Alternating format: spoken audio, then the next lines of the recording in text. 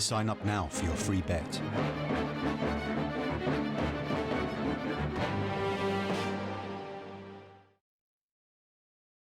So it's that time of year again when offices up and down the country will be doing their Grand National sweepstakes. We're going to do one here at the Racing Post office in Canary Wharf with a slight statistical twist and with the help of this hat. Right, let's pick my stat out of the hat. And it says no female jockey has ever won the Grand National. Yeah, that's true, but Katie Walsh came very close last season with Seabass. I think she's going to go very well again. She's in for a great spin, but the problem with Seabass is I don't think he quite saw out the trip last season. I see similar problems for him again this year. I think Katie will finish in the top 10, and I'm sure with Nina Carberry and others as well that the ladies are going to break their duck in the race soon. I just don't quite see it being this year. For my tips, I've always been very sweet on His Own and T for 3. I think they're two excellent contenders. T for 3 bidding to become the first winner for Wales since 1905, and they won the Six Nations Championship this year. They could win the Grand National too. That's Rebecca Curtis, T for 3. He's my main one.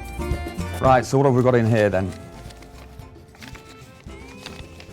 It says only 3 greys have ever won the Grand National. That's true, of course. Neptune Collonges was the last one to do so last year. There are 4 greys taking part in Saturday's race. They are Keller Spree, Tarquinius, Swing Bill and Chicago Grey.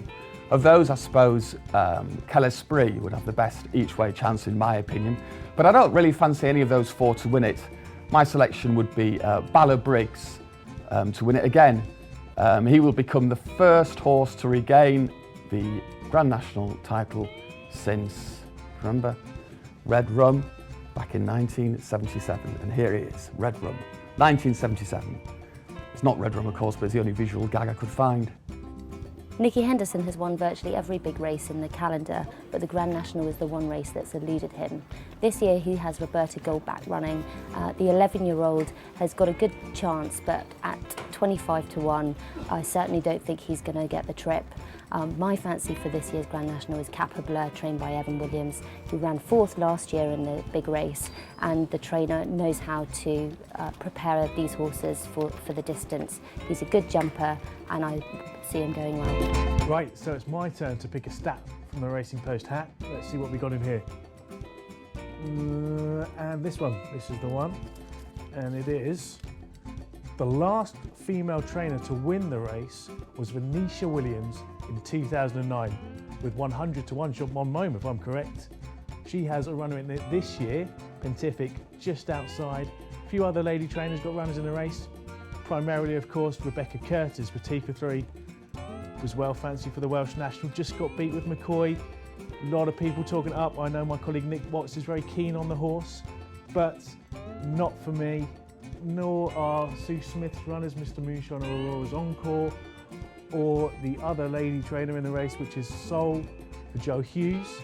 My pick is the top horse in the race, Nigel Twiston Davis's horse, Imperial Commander. Now, I do have a soft spot for the Twiston Davises, but the horse is the best horse in the race. Sam Twiston Davis is on board, loves Aintree, loves the Aintree fences, who, you know, we all know about Hello Bud winning the Beacher Chase there last time. He's got the class, read some great reports from him today. Imperial Commander, my pick for this year's National. No outright favourite has won the National since 2005. That was obviously Hedge Hunter for Winnie Mullins, and he's got the favourite this year with On His Own. He was going well in the race last year when he fell second time around. He's made a winning return to action since in the Boyne Hurdle, and he's now 7 to 1 favourite. He's been fancied ever since the weights were revealed in February. Now he's been cut significantly with the absence of stablemate Prince de Beauchesne. Outright favourites in the National of recent years, the most recent one was Midnight Club, who came sick 2 years ago when sent off at 15 to 2. On His Own's 7 to 1, and at that price I think he's far too short. And my personal fancy for the race this year is Seabass. He was 8 to 1 joint favourite last year for the race, finished 3rd under Katie Walsh, ran a cracking race, and I think he might give Ted Walsh a second national winner on Saturday. Okay, my stat is 4 of the last 10 national winners have been non-thoroughbreds. Yes, Britain, Ireland and France all hold registers of horses who are deemed non-thoroughbred but eligible to race. They have excellent records in all of the nationals, including yesterday's Irish national winner Liberty Council, who is a non-thoroughbred. In the Grand National, Amberley House, Monroe, Comply or Die and last year's winner Neptune Collonges all belong to the non-thoroughbred registers in Britain, France and Ireland.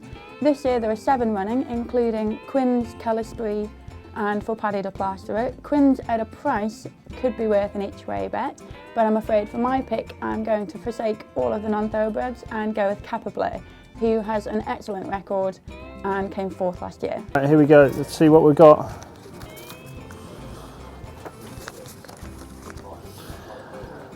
The last Irish trained winner was Silver Birch in 2007. That's right, the Irish had a very good record in the early 2000s, although it had been a long time before that, before Bobby Joe broke their hoodoo. The one that I fancy is actually ex-Irish trained, but is now with Nicky Henderson, Roberto Goldback, who won nicely at Ascot at the start of the season on decent ground, has run a couple of disappointing races on heavy ground in the middle of the season, but wasn't given a hard time at all. Probably wouldn't have liked the surface, ran well back on better ground at Kempton last time when below peak fitness. Should be fully wound up for this one. I can see Barry Geraghty riding, and if he does, could be a lot shorter than the current price. There's been no Welsh national winner since 1905 when Kirkland won the race. I think that can change this year. The Welsh have got a strong hand in the race. Rebecca Curtis sends T for 3 for the race, and he must have a strong claim. He's got a bit of class about him.